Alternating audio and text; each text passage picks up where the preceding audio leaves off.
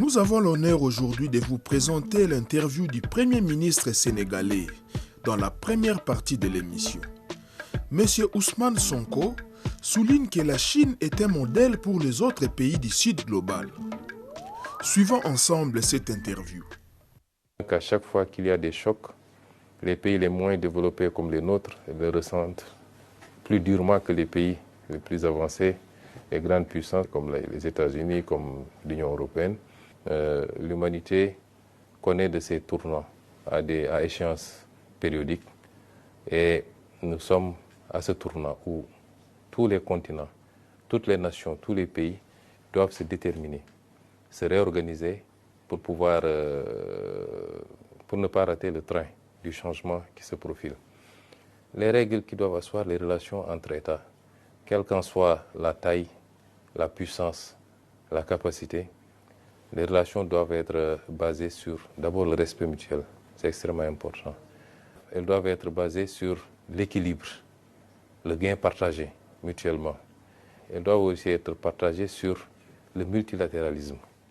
Les règles qui sont établies de commun accord à travers des discussions, par exemple les règles commerciales dans le cadre de l'OMC, doivent être des règles qui s'appliquent à tous. Et aucune partie ne doit pouvoir, parce que les règles ne l'arrangent plus, parce qu'elle sent qu'elle perd plus ou moins le pouvoir, la puissance et l'avance qu'elle avait, aucune partie ne doit pouvoir se lever toute seule et dire je dénonce les règles ou je change les règles du jeu. Se dessine ce profil avec une reconfiguration où le Sud global est en train de reprendre pied, comme on dit, est en train de devenir le moteur de la croissance mondiale, est en train de reprendre une place privilégiée, pour ne pas dire la première place, le Sud global, tiré notamment par la Chine, que nous félicitons pour les progrès extraordinaires qui ont été réalisés en si peu de temps et qui découlent de beaucoup d'abnégation, de beaucoup de discipline, d'organisation, mais beaucoup de conviction. Et cela doit inspirer tout le reste des pays du Sud.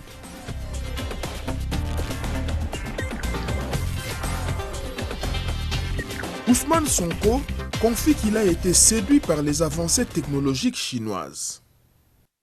La première étape de cette visite qui s'est déroulée à Hangzhou, une étape extrêmement importante. Et jusqu'à ce matin, d'autres accords ont été signés avec des institutions. La Chine est un partenaire important. Les investisseurs chinois sont très dynamiques, très entreprenants. Nous en recevons tout le temps et ils sont intéressés par tous les secteurs de l'économie. Ils viennent avec des intentions nobles, avec des modes de financement innovants.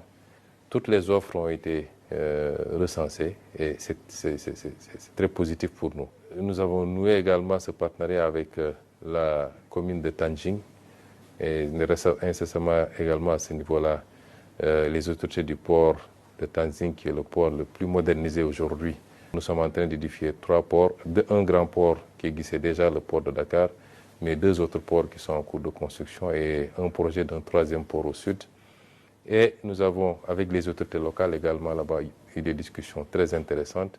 Cela nous a inspiré d'ailleurs une idée. Nous voulons dans le partenariat avec la Chine, c'est-à-dire un hub en Afrique de l'Ouest, un hub en Afrique tout court. Récemment, il y a eu le phénomène DeepSeek qui a émerveillé tout le monde. C'était extraordinaire d'avoir eu le privilège de visiter ça, de le vivre et de voir que ce qui se dit sur l'intelligence artificielle. Et bravo à la Chine, bravo aux inventeurs chinois, au monde scientifique de la Chine. Je suis quelqu'un qui croit fondamentalement à l'Afrique et je suis sûr que l'Afrique peut faire des progrès importants dans ce sens. Indépendamment de la faiblesse des moyens, nous avons de jeunes talents très prometteurs qui parviennent à suivre, à faire des choses dans l'intelligence artificielle. Et nous voulons que la collaboration entre la Chine et l'Afrique soit orientée vers cela également. Nous réitérons nos félicitations à la Chine pour ce qu'elle est en train de faire et qui rend fier tout le Sud global. Aujourd'hui, nous sommes en train de démontrer qu'il n'y a pas de peuple condamné au retard. Il faut juste croire en soi, comme ça a été le cas pour la Chine. Mais je pense que dans les années à venir, ça va se mettre en place pour que l'Afrique aussi puisse répondre à côté de la Chine à l'appel du monde. Le niveau est assez impressionnant. Je ne pense pas pour seulement nous, de pays peut-être moins développés, mais même pour ceux qui avaient pris de l'avance sur tout le monde, ce qui est en train d'être fait en Chine aujourd'hui et sur tous les plans. En fait, le transport, l'intelligence artificielle, le numérique, les télécommunications, tout ce qui se fait aujourd'hui en Chine émerveille le monde entier. Et je dirais que ce qui est impressionnant, c'est votre capacité à l'adapter à vos réalités, à garder votre originalité en tant que Chinois sur le plan culturel, sur le plan des valeurs. Et ça, c'est inspirant pour tout le reste du monde et en particulier pour l'Afrique.